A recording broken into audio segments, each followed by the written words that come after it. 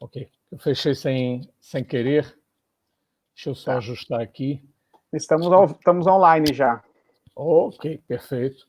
Então, vamos... Espera as pessoas entrarem aí aos pouquinhos. Isso, exatamente. É que eu tropecei aqui no fio do microfone e acabou desligando aqui a live. Hoje tá bom aqui, viu, Alberto?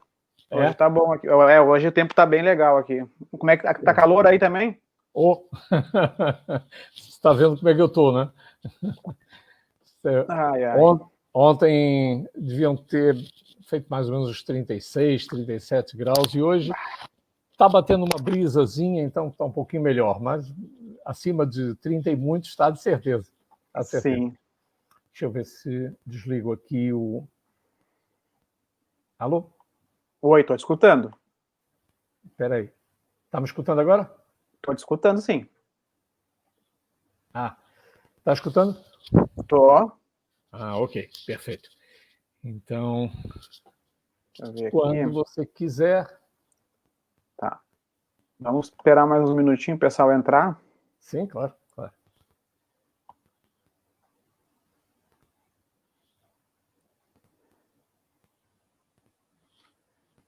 E hoje vamos falar sobre Viena, né, Alberto? Exatamente. A Viena Imperial, a Viena capital da cultura e capital, obviamente, política também, econômica da Áustria. Né? Eu espero que o pessoal goste. Legal. Bom, eu vou me apresentar então primeiro, Alberto. Daí depois eu vou passar a palavra para ti, tá? Daí tu te apresenta também. Eu sou o Ezequiel Caldas, sou diretor da Tripnet Viagens, né? Uma agência de viagens focada em grupos para a Europa, né? Nossa sede é em Porto Alegre, mas atendemos todo o Brasil hoje. E essa live é sobre a nossa última live de 4, né? Hoje é a nossa 4ª live sobre o nosso roteiro para o ano que vem, maio do ano que vem, 2021, para o leste europeu. E então eu vou passar a palavra para o Alberto agora, para ele se apresentar, falar um pouco da Glamour também, e dar um show para nós aqui de história. Imagina, não é o caso. Olha, muito boa tarde a todo mundo que está nos escutando. O meu nome é Alberto Costa, diretor-geral da Glamour, uma operadora que tem sede aqui em Portugal, mas nós operamos em Portugal, naturalmente, Espanha, França, Alemanha, Áustria, conforme vocês vão ver hoje, e fazemos esse circuito dos países do leste europeu, que são o fruto exatamente dessa conteúdo, dessa viagem que a Tripnet tem conosco no ano que vem, em maio, a partir do dia 13, né? De maio. A saída do Brasil é dia 13 ou chegam aqui dia 13? Saímos dia 13 daqui do Brasil e o tour começa dia 14. Dia 14 você chegou em Berlim. E vamos fazer, então, esse circuito da Alemanha, da República Tcheca, da Hungria, e hoje nós vamos chegar em Viena. Por isso, muito obrigado pela fidelidade daqueles que têm nos seguido durante esses dias, daqueles que manifestaram, inclusive até em mensagens particulares, alguma curiosidade sobre a viagem. Entre em contato aí com o Ezequiel, com a Fernanda, da Tripnet, porque vocês certamente vão fazer, já fizeram e certamente vão fazer muitas viagens agradáveis. Mas garanto que essa vai ser uma viagem espetacular, uma viagem não só de cultura e de história, mas também de experiências únicas, experiências gastronômicas, experiências sensoriais. Vocês vão ver museus e túneis e caves e castelos e visitar coisas, fazer passeios de barco por rios fantásticos e museus únicos, onde vocês vão ver realmente uma quantidade de história universal, história sobretudo europeia, mas que faz parte de toda a história nossa. Né? Então vão ver que vai valer bem a pena. E eu tinha dito nas últimas 3 lives que nós íamos num crescendo de esplendor, de glamour mesmo, né, que é a palavra correta, até chegarmos a Viena, né? Deixa eu colocar a sua câmera aqui, exato. Senão não estava vendo você. Certo. E nós estamos, então, viemos de Budapeste, como vocês se recordam.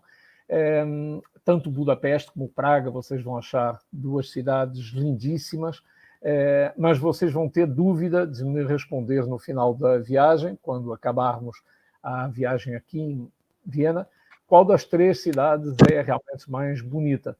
Viena é uma cidade que, claro, todo mundo sempre associa, inevitavelmente, a alguns chavões, algumas ideias pré-concebidas, né?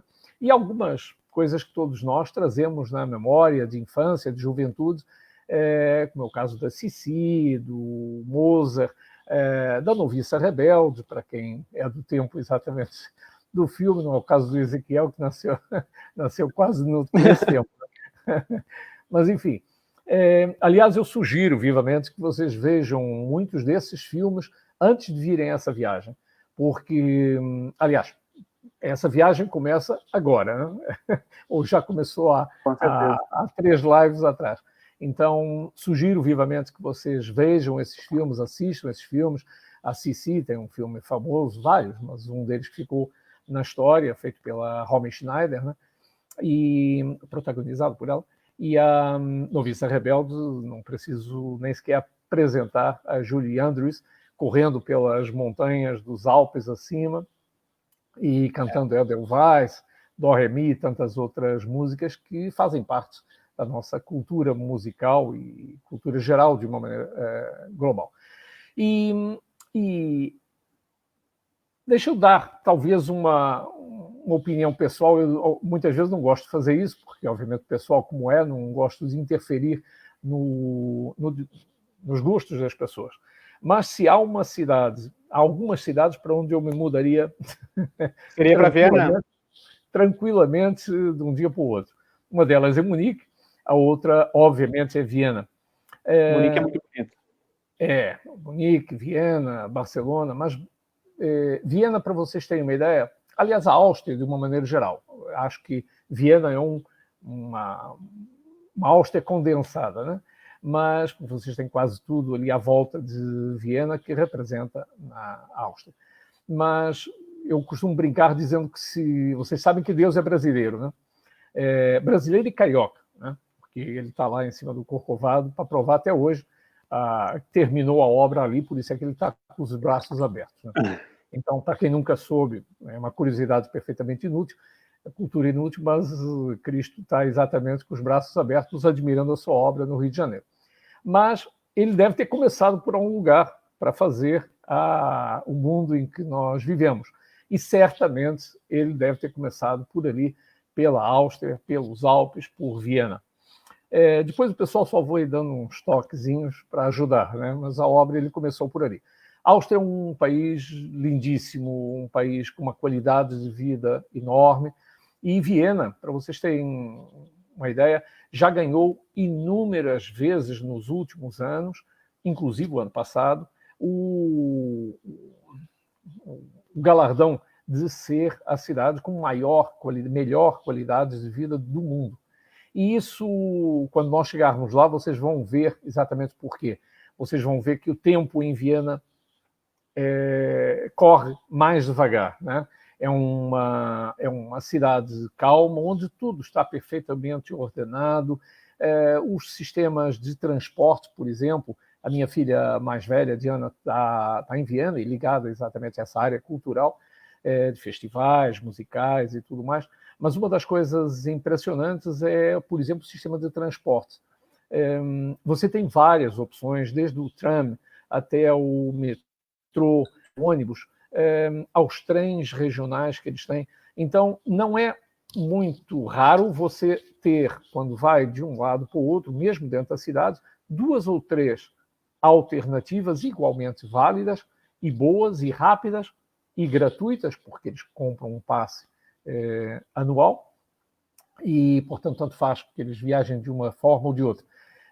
Mas estava dizendo que chegam a ter 2 e 3 alternativas para ir de um ponto ou outro da cidade.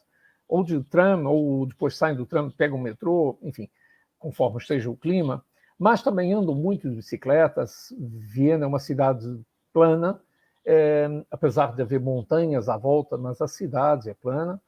É uma cidade cortada por um rio fantástico. Se Viena já é glamurosa antes por si própria, mas sendo cortada por um rio como o Danúbio, em que foi tantas vezes cantado e tocado em tantas músicas clássicas, como vocês sabem, tantas valsas. Aliás, Viena e valsas é quase um pleonasmo, né? Eu publiquei até há pouquinho Eu vi. Um enxerto do André Rieu. Porque, claro, é outro que sempre que se apresenta em Viena, em vários locais, essa apresentação foi em frente exatamente à ópera e é, obviamente, um sucesso. Aliás, falando de música, vocês sabem, e vão ver isso lá, a música é quase omnipresente na Áustria, de uma maneira geral, né? Desde Salzburgo do Mozart até Viena, que é lógico que é a capital, mas é quase omnipresente, porque o povo é educado desde o início, desde a escola primária, talvez até no jardim de infância. Eu tenho um neto com 2 anos e vai começar exatamente a educação musical, e levam essa matéria até a universidade, mesmo que depois você vá fazer medicina, ou advocacia, ou engenharia, mas é normal as pessoas saberem tocar bem. Não é tocar, né? Tocar eu também toco violão, não é por aí. Quando eles chamam tocar bem, a fasquia é bem mais acima do que a nossa, né? Então, aliás, é curioso porque eles só dizem, quando você pergunta a um austríaco se ele sabe tocar um instrumento, ele só diz que sim se ele souber tocar mais do que um, e bem. Porque se ele só souber tocar sei lá, violão, ele inevitavelmente vai dizer a você que não, por uma questão de modéstia, porque a fasquia dos colegas é de tal maneira alta que se ele realmente não for bom no ramo, ele vai dizer que não toca. Mas é um dos motivos pelos quais vocês, em qualquer praça, em qualquer idade, desde gente muito jovem até senhores de idade muito avançada, vocês vêm dançando muito bem. E você diz, cara, mas o sujeito na idade, há 40 anos atrás, era profissional? Não, é porque ele, desde a infância, durante dezenas de anos, está habituado a dançar, está habituado a escutar as músicas, ele sabe a letra, sabe os andamentos. Nós estamos falando de uma cidade que tem, em média, 450 bailes por ano. Nossa! Oficiais. Tirando aqueles particulares, 450 bailes por ano. Entendeu? É muita coisa. É impressionante. Ezequiel, para você conseguir assistir a ópera, tem 2 formas. Ou assistir um espetáculo na ópera de Viena, você tem 2 hipóteses. Ou você compra um ingresso de 3 euros, e assiste nos balcões em pé, na parte mais alta, ou seja, mais longe do palco. E é gratuito, é quando você chega, é normal as pessoas, inclusive, colocarem lá um casaco, um cachecol, enfim, uma coisa qualquer, umas luvas, e marcam o seu lugar. Marcar o lugar. Na barra, entendeu? Você assiste em pé. Então, ou você compra por 3 euros, ou então, você, se quiser assistir sentado, como normalmente ocorre, obviamente, e os entendidos fazem isso, você marca para o ano que vem. Nossa! Você marca para o ano que vem. Já se passou comigo, deu, obviamente, ingenuamente, ligar para lá e querer marcar com um grupo, porque tínhamos um grupo ligado exatamente a essa área, então queria marcar.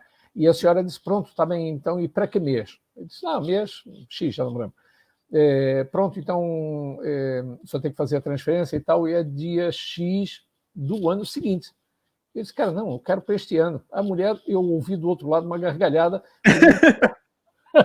porque ela percebeu imediatamente que não estava falando com alguém do ramo. Então, você marca o seu lugar na ópera no ano que vem. Aliás, isso é uma característica dos austríacos, de uma maneira geral. Eles não sabem o que é, como nós fazemos, sei lá, os latinos, a gente se encontra por acaso na praia, Sabe? Então o que é que você vai fazer no final de semana que vem? Vamos marcar um churrasco. Pronto, então fica marcado o churrasco para o final de semana que vem. O austríaco não sabe o que é isso. Ele tem a agenda toda preenchida, ou não, por opção, para meses, entre amigos. Então, aquilo que é normal num latino, fala lá com a sua mulher, vão fazer uma saída, vão jantar amanhã. O austríaco nem sabe o que é isso, porque é impensável para ele não ter a programação de amanhã já calendarizada. Aqui tu não sabe o que tu vai fazer daqui a uma meia hora, Alberto. Lógico. Então é normal, se você perguntar a um austríaco, você está livre para o final de semana que vem? Eu disse imediatamente que não. Lógico que não. Claro que não. Porque ele já sabe o que é que vai fazer, né? Mas, enfim, são diferenças culturais. Claro, com certeza. Mas estava dizendo que, assim como quando nós sentamos, e eu aviso sempre os grupos disso, né? Quando nós sentamos na mesa, ou antes de sentarmos numa mesa, não precisa ser num restaurante chique, vamos a vários. Pode ser numa Biergarten daquelas de rua, sim, ou de uma praçazinha, só para tomar uma cerveja, comer um schnitzel, que é aquele bife empanado que eles têm, que faz parte da gastronomia deles. Pode ser uma coisa despretensiosa, mas você não senta num lugar desse sem saber primeiro o que é que você vai pedir. Por quê? Porque o normal é o garçom, imediatamente, quando você senta, ele vem e pergunta o que é que você vai beber. Tem ali 2 ou 3 opções para ele, né? Vinho, cerveja e rosé, pouco mais. E logo de seguida, ele traz, e nesse inteirinho você já tem que ter escolhido, porque ele não imagina que você ainda vai ficar na dúvida, diz, olha, não sei se eu comer carne ou peixe, ele vai virar as costas e vai voltar dali a meia hora com você já verde de fome. Entendeu? Então, normalmente, eu aviso sempre às pessoas, olha, vamos sentar, vamos pegar o cardápio, vamos escolher, enquanto ele traz as bebidas e tal, a gente já pediu, ou pelo menos já escolheu, porque ele, quando pousar as bebidas, ele vai querer tomar nota do pedido. Né? Então, enfim, mais uma vez, são diferenças culturais e a gente, como é lógico, tem que respeitar. Né? Respeitar. Bom, mas nós, quando chegarmos nós vimos de Budapeste, como vocês se recordam dessa viagem, claro, vamos chegar no final da tarde e vamos fazer, não vamos fazer vocês andarem, obviamente, mas vamos dar uma volta naquilo que eles chamam de ringue. Como o nome diz, é uma periférica, se fosse em Paris, seria a periférique, né? Ou seja, uma avenida que contorna todo o centro histórico, o bairro número 1. Né? A maior parte das cidades na Europa tem os bairros definidos concentricamente. Né? Então, vocês vão... o bairro número 1 normalmente é o central e depois vão se afastando em círculos concêntricos. Mas então esse ringue contorna tudo aquilo que é importante para nós vermos. Nós não vamos andar muito em Viena para vermos tudo aquilo que é importante nesses dias que vamos ficar lá. Mas por que é que eu vou fazer questão, antes de irmos para o hotel, de fazermos exatamente uma volta nesse ringue? É para vocês terem a oportunidade de ver, como é lógico, todos aqueles edifícios magníficos iluminados à noite. Né? Então, é provável que a gente tenha amanhã livre em Budapeste, almocemos ainda em Budapeste e depois vimos para Viena e vamos chegar, inevitavelmente, no final da tarde. Então, vamos dar uma volta, eventualmente até paramos para tomar qualquer coisa se o tempo estiver agradável. Exato. E depois, então, vamos para o hotel, aí sim, para descansar, porque vamos ver Viena no dia seguinte, numa visita guiada. E eu vou ter o prazer de ser eu mesmo acompanhando o grupo de vocês, então vai ser um peso de responsabilidade por um lado. Né, Ezequiel? E, se alguma coisa correr mal, podem bater mesmo. Mas espero que não. Então, estava dizendo que esse ringue foi aberto no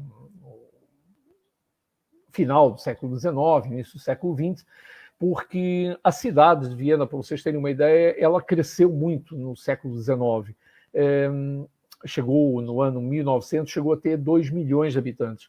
Então, as barreiras, inclusive até ainda medievais, que atrapalhavam o crescimento da cidade, foram demolidas e foram então construídas novas avenidas, já obviamente modernas, e muitos desses palácios que vocês vão ver, edifícios particulares, mas edifícios públicos também, em estilos neogóticos, neoclássicos, neorrenascentistas, e são todos muito bonitos. São todos muito bonitos. E, claro, durante a noite ficam iluminados e é um espetáculo à parte. No dia onde está fechado, no dia seguinte, então, a gente vai visitar.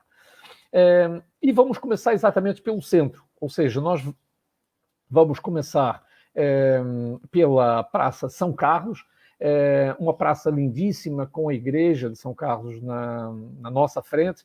Tem uma taça, uma espécie de um lago, onde é normal estarem... É um lago muito baixinho, mas é uma espécie de um espelho d'água, porque ele, como está em frente à catedral, a catedral é muito bonita, e tanto por dentro como por fora, nós vamos ter a oportunidade de subir num elevador que eles montaram por dentro da catedral, para que nós cheguemos ao topo da cobertura, para vocês verem de perto a beleza das pinturas murais, dos afrescos, das talhas douradas, dos anjos, das figuras em várias posições, são muito expressivas.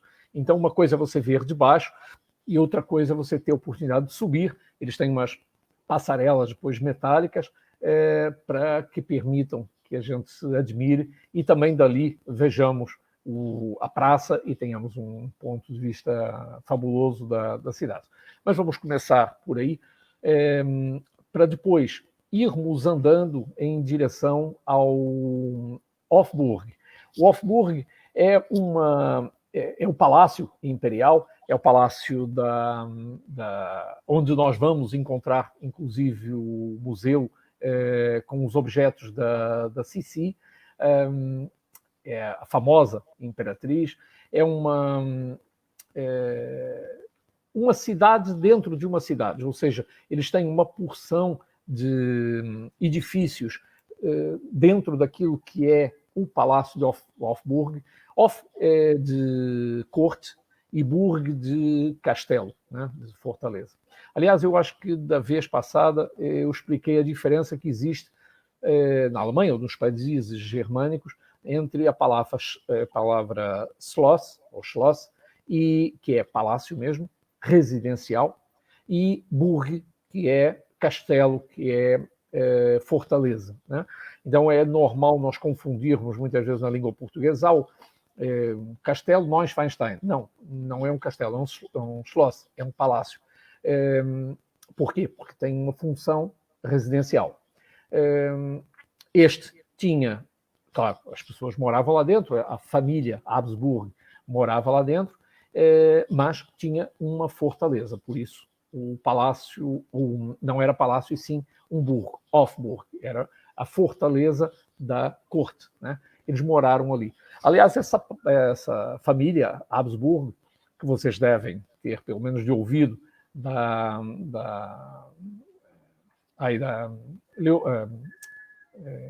Rainha Leopoldina, casada com Dom Pedro, né? Ela era filha e neta da imperatriz da Áustria, passou aqui por Portugal, fez escala na Ilha da Madeira, teve ali 2 dias antes de ir para o Brasil casar com Dom Pedro.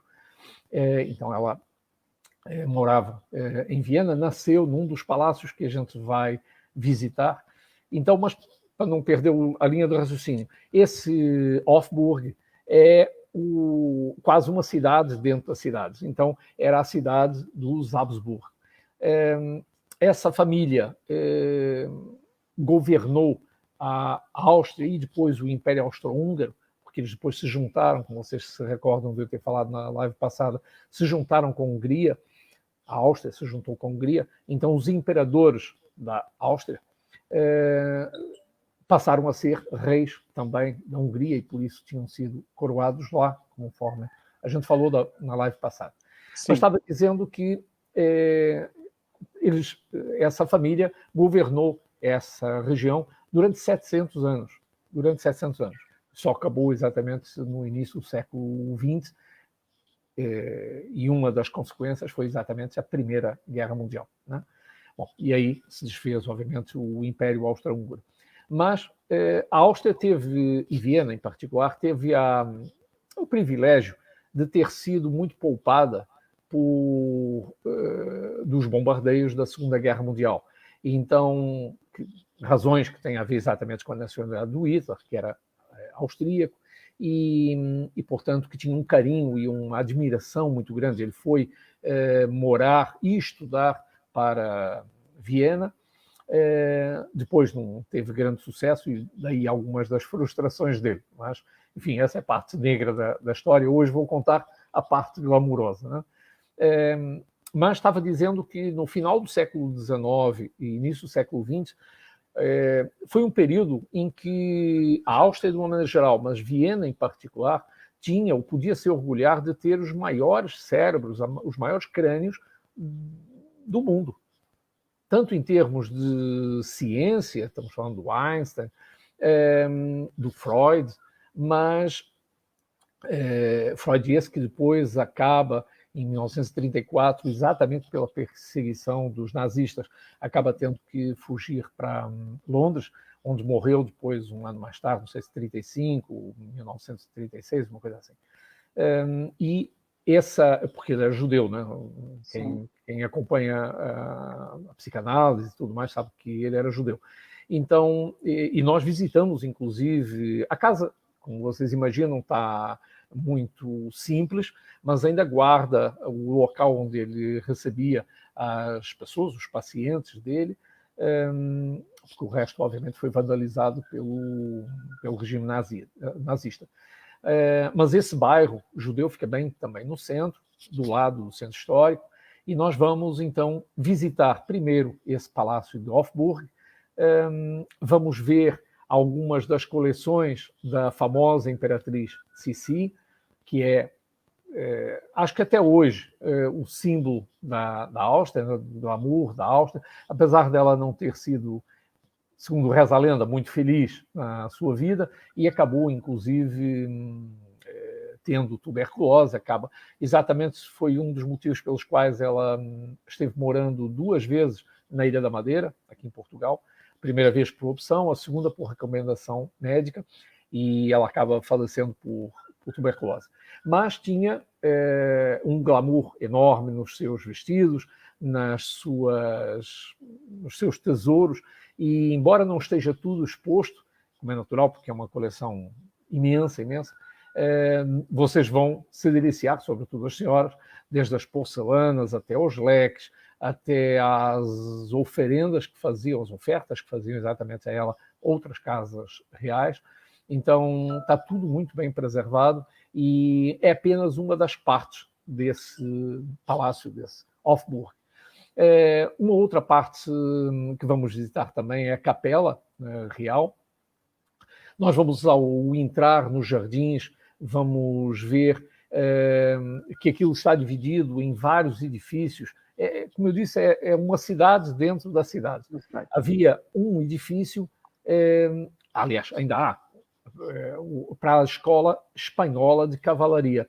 Esses cavalos, famosos cavalos brancos, que vocês veem às vezes nos filmes, ou nas celebrações de final de ano, ou nos dias festivos da Áustria, vocês veem todos aqueles cavalos imponentes brancos, eram do Império Austro-Húngaro, na verdade era da Eslovénia, o que é hoje a Eslovénia, né? Mas é uma raça que eles criam até hoje, eles são brancos quando adultos. É curioso, quando nascem eles são negros, são muito, muito escuros. Depois vão ficando meio acinzentados à medida que vão crescendo e depois ficam completamente brancos. E os vienenses têm muito orgulho nessa sua raça. E tem então a escola de cavalaria que fica num desses edifícios, onde há uma apresentação muito importante todos os anos, e a seguir a essa apresentação de equitação há normalmente um baile, mas um baile muito chique, em que as senhoras vão de vestido longo, os maridos de black tie, papillon, enfim, são poucos os convidados. Glamouroso. É caríssimo, não? Mas vocês vão ver também um desses edifícios onde, já para falar de coisas que provavelmente vocês conhecem da televisão, vocês devem conhecer aquele coro de meninos de Viena, os cantores de Viena, que são muito bem preparados, são meninos mesmo, e que cantam tanto no Natal quanto em apresentações famosas, em óperas, enfim, são muitas vezes convidados, e eles cantam muito bem. E é uma das coisas que, embora tenha que se marcar com antecedência, é uma das coisas que é possível assistir, é exatamente os ensaios deles, as apresentações desses meninos cantores do coro de Viena. Depois, ali dentro, temos também vários jardins, umas salas imperiais, dos aposentos imperiais.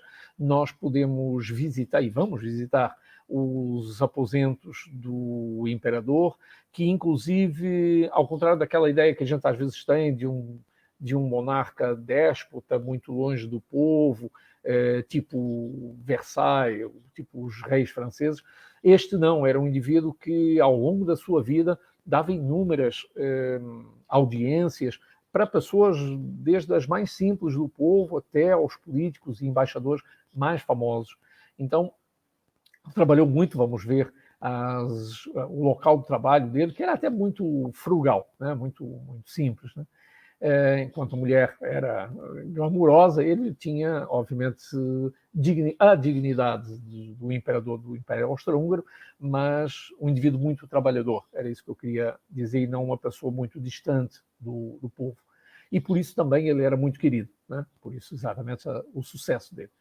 Mas estava dizendo que vamos então vamos entrar por uma sala que vocês vão achar interessante, sala do Hércules, porque a ideia era exatamente mostrar a opulência, a força econômica, política do Império, do Imperador Austro-Húngaro, e o palácio é todo muito bonito. À entrada, vocês vão ver, quem já viu algumas das representações, ou do André Rieu, ou de Viena, de maneira geral, sabem que existem umas charretes que você pode alugar para dar uma volta exatamente de charrete no centro histórico, e tem uma dizendo mesmo Sissi, né? Como se não chegasse já às referências que a gente tem a ela pela cidade toda. Mas vocês vão ver salões onde se apresentaram músicos e compositores famosíssimos, do Mozart ao Beethoven, enfim, todos os músicos clássicos, o Strauss, todos eles que fizeram parte do patrimônio cultural e musical clássico da Europa. Então... Roberto, desculpa, quem sabe, de repente, 2022 a gente não inclui no roteiro sem dúvida. Né? Você está falando da ópera? Da ópera, de pensar, né? De repente, 2022, a gente planeja esse ano aí para 2022, mais um diferencial nosso aí. Não, sem dúvida, sem dúvida.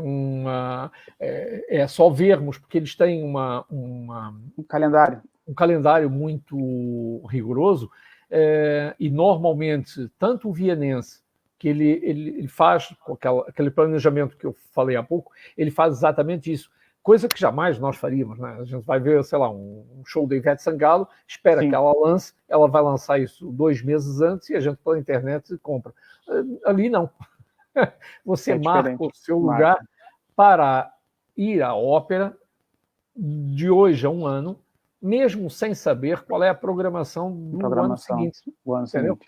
Então, uma coisa está cultural, porque para eles o ir à ópera é mais ou menos como você ir, sei lá, comprar, seria para um latino, comprar o bilhete para o final da Copa do Mundo, mesmo sem saber quem é que vai jogar. Quem vai jogar.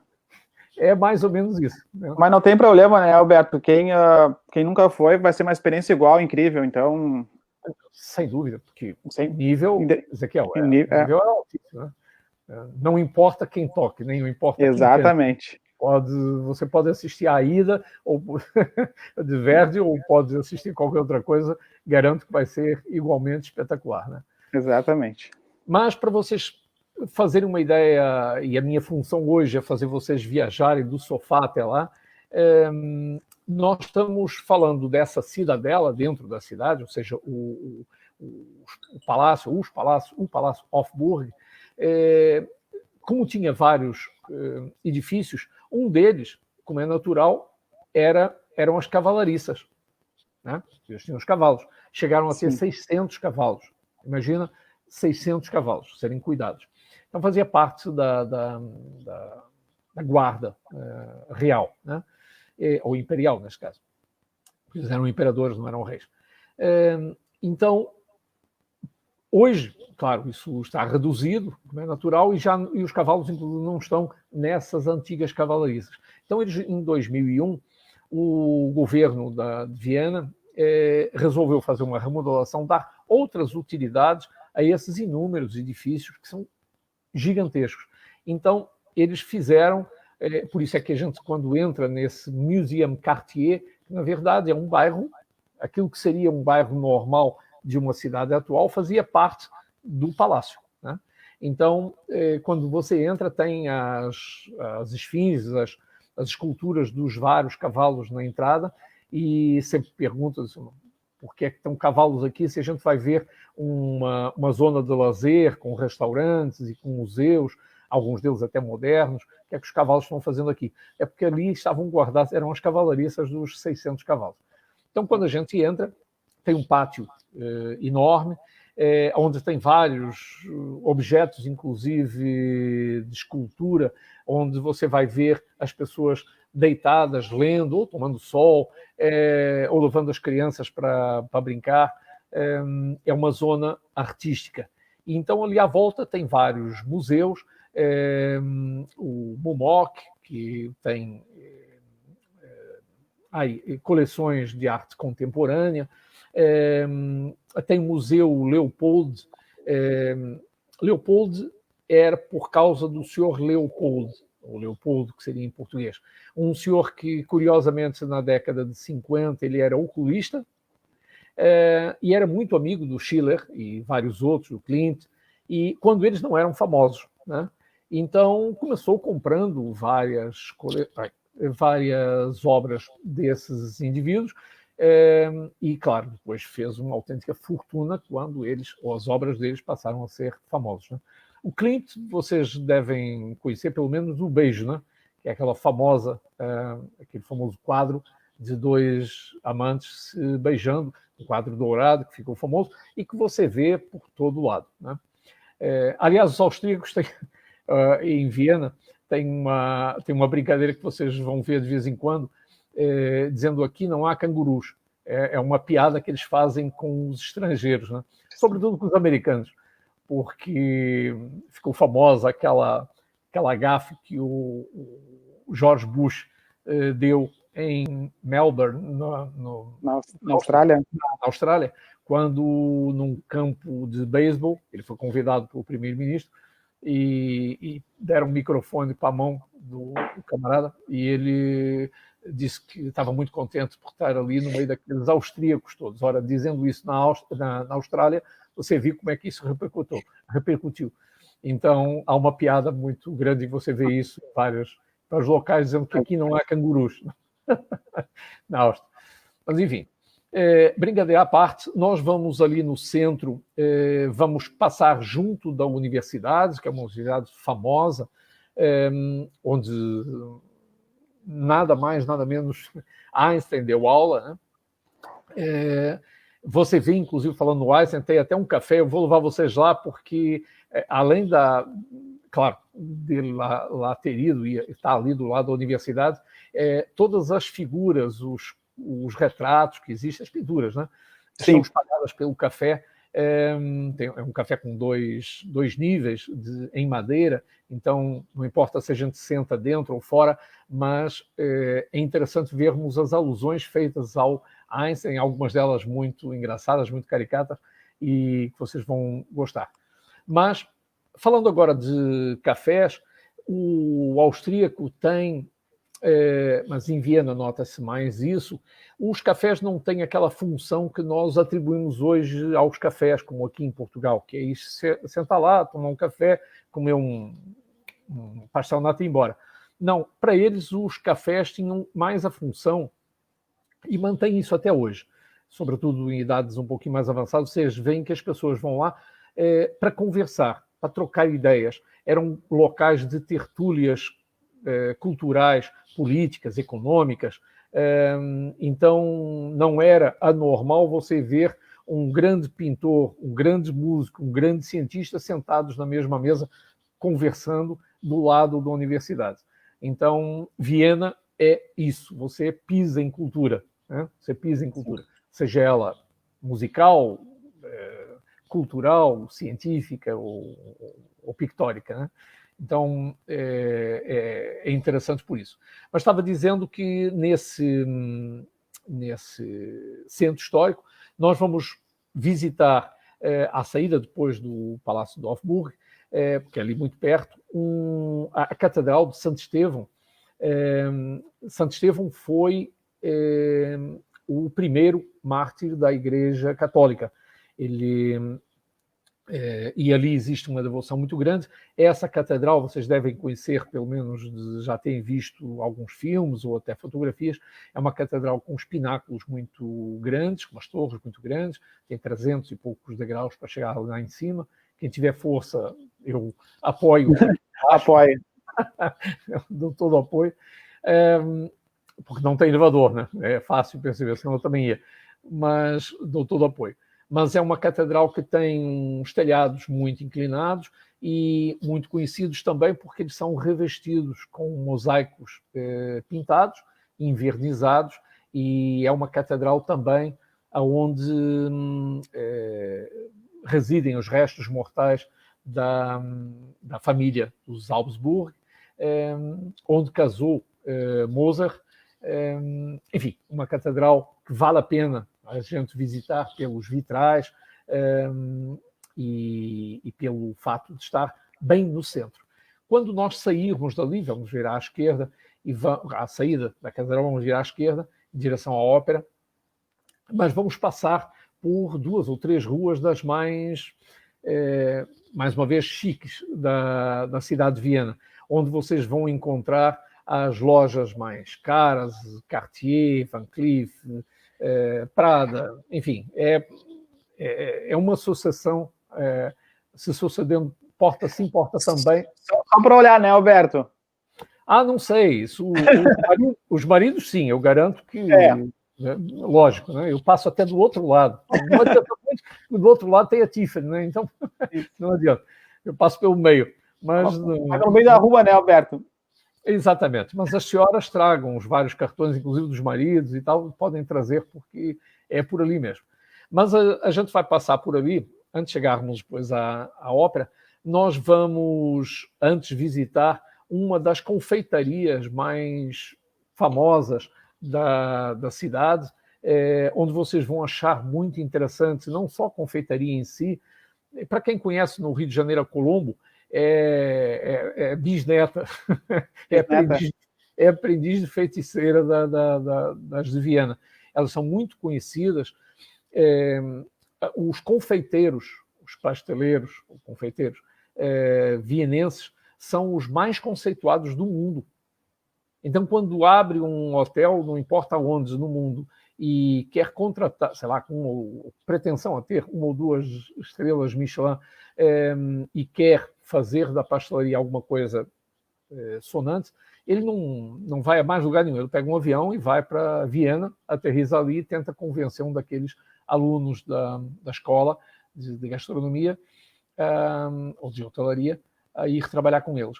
Porque o requinte da pastelaria, vocês vão ver isso não só nos balcões, mas nós vamos descer umas escadas e eles viram quase uma atração, um ponto turístico, e é por isso que eu vou levar vocês lá. Sim. Primeiro para engordar aquilo que eu não tinha conseguido desde Berlim até ali. Sim. E acabam de engordar. Eu tenho várias sugestões maléficas ou malévolas para dar. Mas estava dizendo que quando nós formos descer a escada, nós vamos ver um vidro, claro, por questões de segurança alimentar, não é possível chegar lá embaixo. Mas vocês vão ver as cozinhas dessa pastelaria sendo preparados, os bolos preparados, mas um melhor, um mais bonito que o outro, né? E depois vamos, inevitavelmente, sentar ali para vocês comerem uma de duas coisas que são conhecidíssimas em Viena. Uma delas, uma torta chamada Zacher-Torta, que na verdade é uma torta de chocolate fantástica, muito boa, com um recheio de, como é que chama? De damasco. Eu falo isso e começo salivando, né? Com o cão do Pavlov. É por isso que eu não consigo fazer dieta. Só de pensar já engorda, né, Alberto? Não, lógico. Eu começo salivando antes de chegar lá, você imagina. Então, e chamam Zacher-Torta, porque ela foi feita, mais uma vez, por um dos confeiteiros famosos do Hotel Zaha, que está ali em frente ao Palácio Hofburg. Então, virou, digamos, tal como o pastel de nata hoje em dia, ou o pastel de Belém é quase símbolo, né, quase logo de Lisboa, a Zacher-Torta tem a mesma função para Viena, né? E depois vocês acabam encontrando isso também por toda a Áustria, como é natural, porque já existem, inclusive, até franchisings de algumas das confeitarias, como é o caso da Aida, é uma confeitaria famosa, e já tem, inclusive, franchising por toda a Áustria e também na Alemanha. Mas, enfim, então nós vamos levar vocês aí para vocês verem algumas dessas confeitarias, como é o caso da Demel, e vamos depois andar em direção à ópera, mesmo que não possamos, como é natural, se não reservarmos de um ano para o outro, não vamos conseguir sentar lá para ver nenhum espetáculo, mas o próprio edifício é muito bonito, o foyer, foyer, vocês sabem, nas óperas era aquilo, hoje em dia já não tem mais essa função, porque é proibido fumar na Europa em recintos fechados, mas na época as pessoas saíam da sala principal de espetáculos e viam fumar, daí foyer, né, do francês, para um local de convívio, e era aí onde as pessoas queriam se encontrar. Então a ópera tinha mais a função social, aristocrática, de você ver e ser visto, do que propriamente você entender muito de contemplar mesmo. Era o local onde você ia ver e ia ser visto, né? Ou queria ser visto. Enfim, mas estava dizendo que depois vamos a um outro café, mais uma vez, muito emblemático.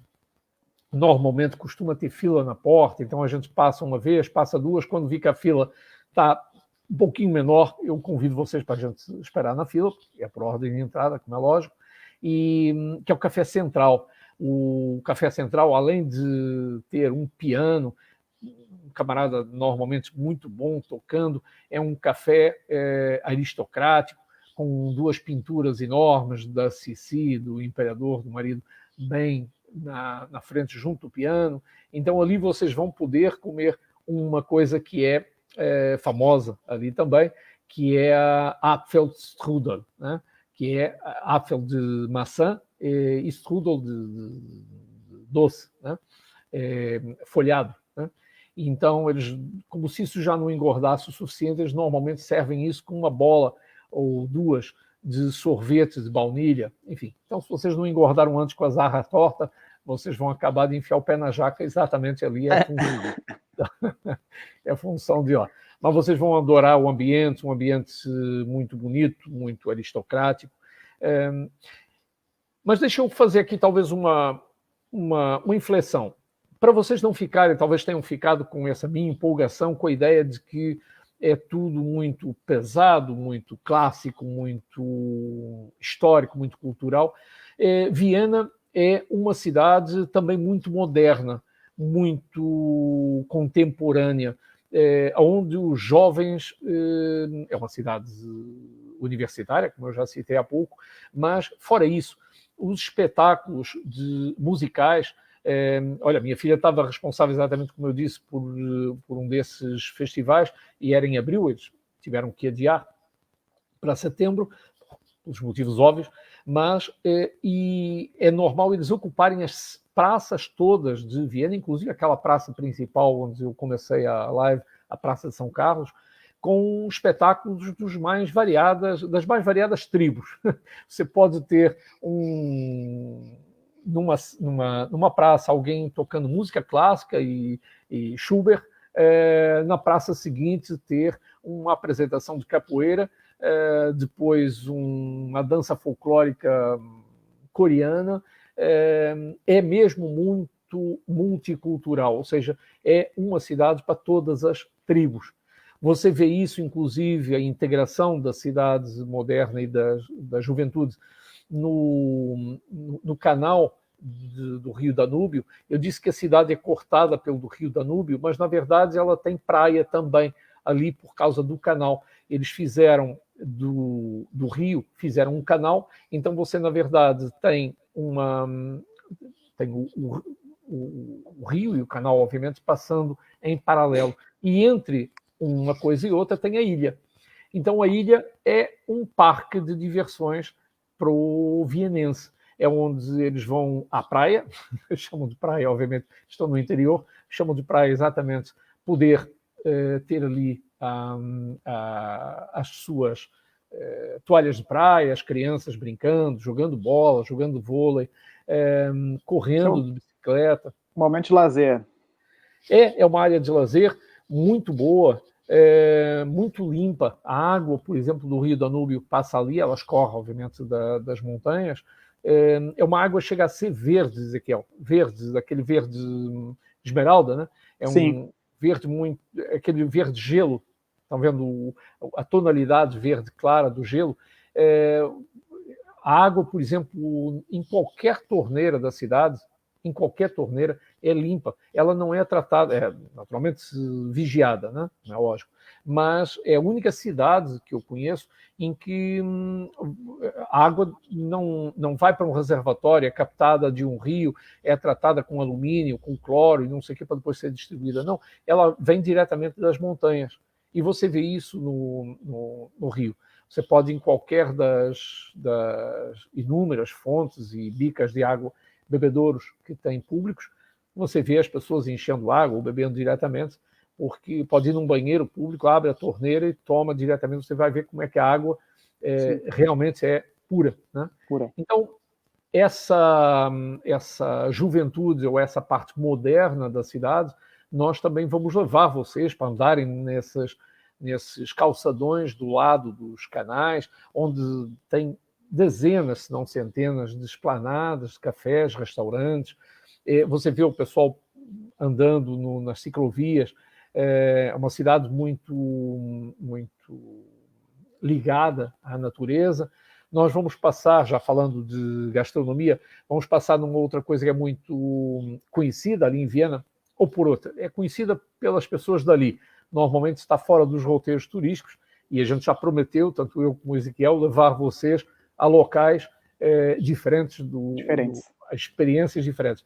Nós vamos ver uma coisa, por um lado, muito simples, mas que vocês vão achar fantástico, que é o Naschmarkt. É um mercado, markt de mercado, Naschen. Naschen em alemão é provar, é aquilo que os espanhóis chamariam de picar, tá vendo? Tapas, né?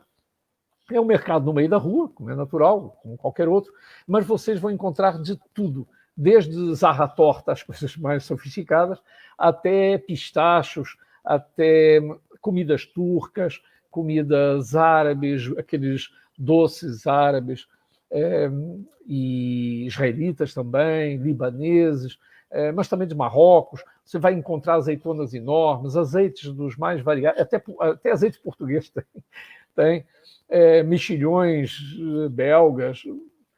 Seria um mercadão, assim, mercado público, na verdade. No meio da rua. E você vai ver que aquelas avenidas, e tem esplanadas, claro. É aberto ou aberto? Ah, legal. É aberto. E eles ficam, como a gente vê no Brasil, as feiras livres, né? Eles ficam dando para você provar a azeitona, o ramon, o presunto, a salsicha, sei lá, os pistachos, mas tem coisas, frutas de todos os lugares do mundo, você às vezes vê coisas ali que não são naturais ali, como é natural, mas, cara, não fazia a menor ideia que havia, sei lá, mangas deste gênero, né? Frutas que eu às vezes não sei nem o nome, né? Mas vejo que são bonitas.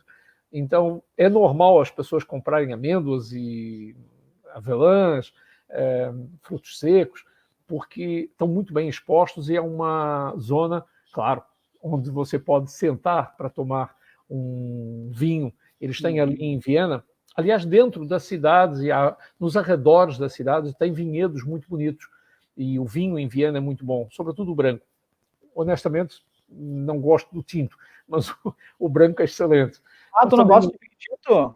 Não, do deles, né? Tá. Adoro vinho tinto, mas não sou nenhum gourmet, mas tenho um paladar próprio, e o vinho branco deles, o Riesling, o Mosel, são vinhos muito, muito bons, os brancos. Os tintos, enfim, ou eu ainda não tive oportunidade, ou então tenho o gosto estragado, né? Mas espero que nenhum austríaco esteja me escutando agora. Não leva a mal, mas o vinho branco deles é muito bom. Eles, então, ali naquelas redondezas de Viena, cultivam muito damasco, deve ser por isso que eles fazem tanta sarra torta, que são aqueles alperces, né? Não sei se chamam no Brasil, porque damasco e alperce é a mesma coisa. Normalmente vocês comem isso com certeza seco no Natal. A gente aqui, é época agora, exatamente aqui em Portugal, do damasco, né? A fruta. Então, é como se fosse um pêssegozinho pequeno, né? Sabem o que é. Então, eles disso fazem um doce. Então, vocês vê aquelas plantações enormes de damasco e de vinha nos vales, nas margens do rio Danúbio, que cruza, como vocês sabem, a Viena, mas também a Áustria, de uma boa parte do país. Né? Então, queria que vocês ficassem também com essa ideia de que, mesmo que você traga um grupo de jovens, Ezequiel, vão, claro, beber um pouquinho da história, que é inevitável, né? Mas vão achar fantástico ir comer um schnitzel, que é uma das... Eu falei nisso há pouco, que é um bife ou de porco ou de peru empanado, né? O prato mais convencional deles. Ou então um goulash, que é um ensopado de carne com um molho muito temperado, com legumes e tal, que é mais típico até da Hungria, mas, como eu disse, o Império Austro-Húngaro, eu não sei se vocês têm noção, depois procurem, obviamente, o tamanho do Império Austro-Húngaro.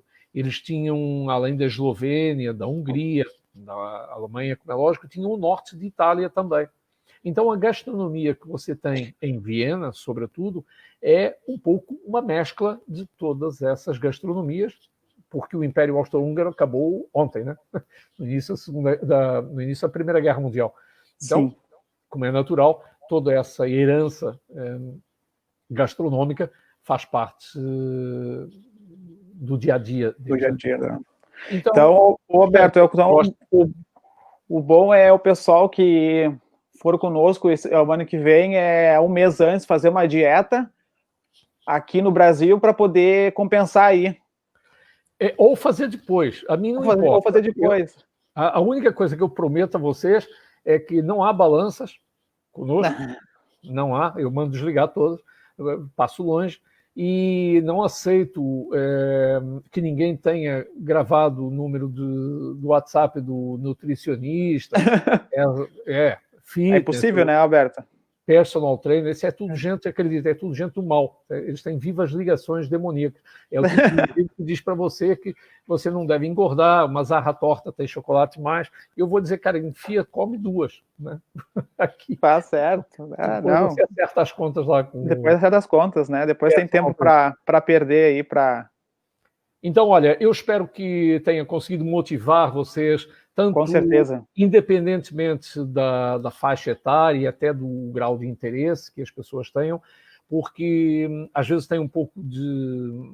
Vou conduzindo a conversa de forma, às vezes, a ficar muito histórica, muito cultural, mas Viena não. Vocês vão ver uma quantidade de jovens andando na rua, passeando, vendo espetáculos de música alternativa, às vezes algumas de gosto duvidoso, pelo menos para mim, mas que existem, e vão ver que é uma cidade muito jovem e a cultura ali é transversal, ou seja, você não sente, obviamente, o peso da música clássica, apesar dela ser omnipresente, né?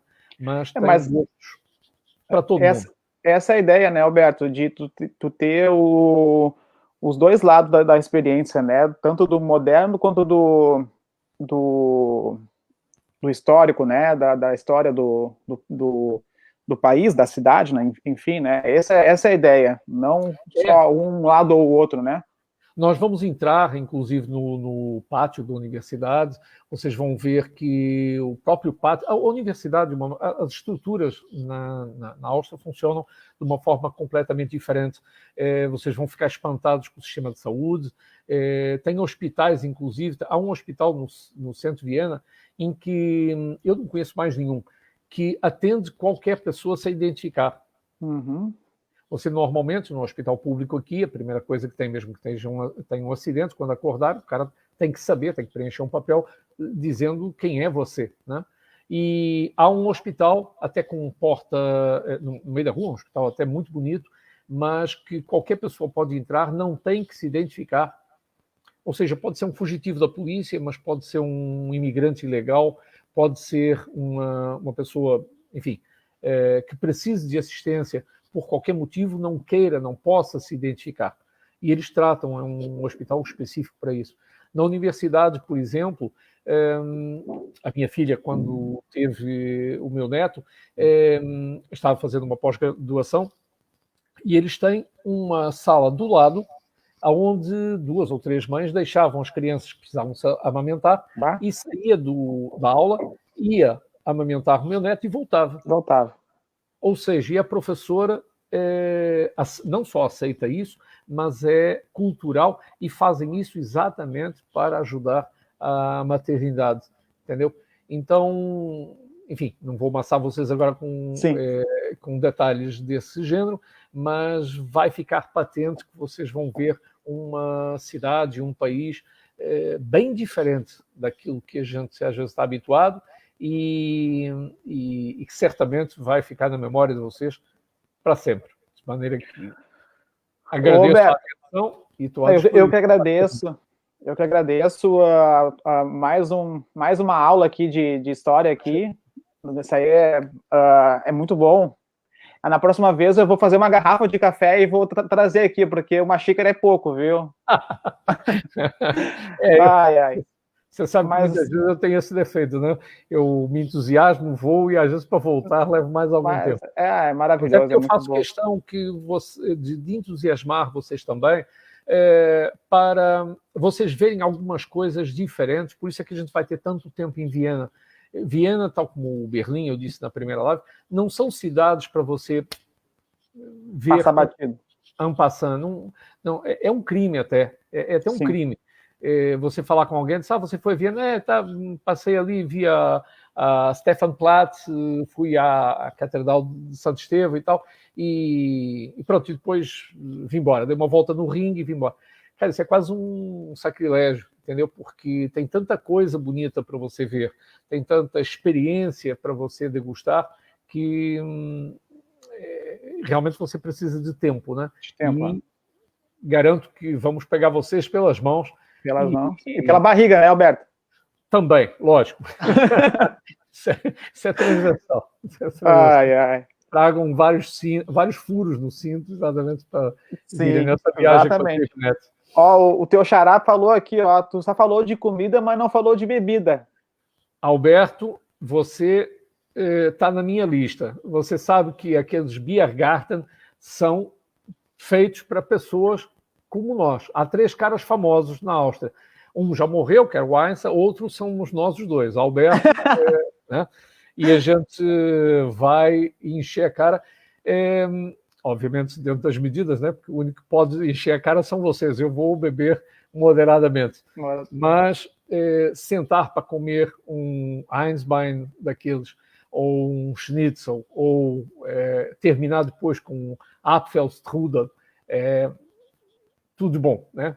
Tudo de bom. Maravilhoso. De maneira que acho que vocês vão gostar e, por isso, sugiro que se programem, não deixem de se programar para o ano que vem, porque, apesar de tudo isto que está acontecendo este ano, o ano que vem vai ser totalmente diferente e vocês vão adorar lavar literalmente a alma com uma viagem como esta, porque garanto, vai ficar na história de vocês para sempre. Beleza. Alberto, eu quero te agradecer imensamente, mais uma vez, lembrando que essa foi a nossa última live, né, do roteiro leste europeu. Não sei ainda, a gente tem que combinar com a Fernanda, que eu acho que ela que vai apresentar contigo um outro roteiro que vai ser, acho que, o segundo semestre de 2021, né? Isso. Que é a Áustria e a Alemanha e seus castelos, também, que deve ser um roteiro maravilhoso também.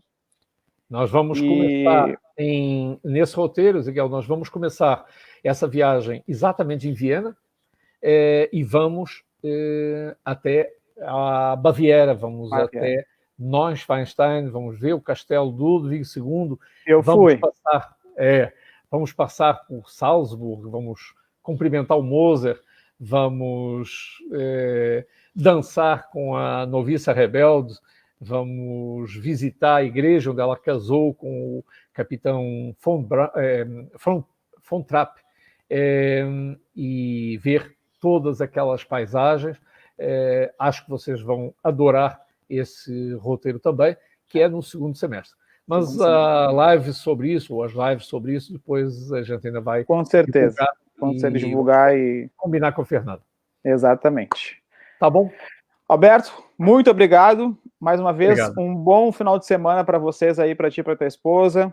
Tá? Obrigado. Para vocês também.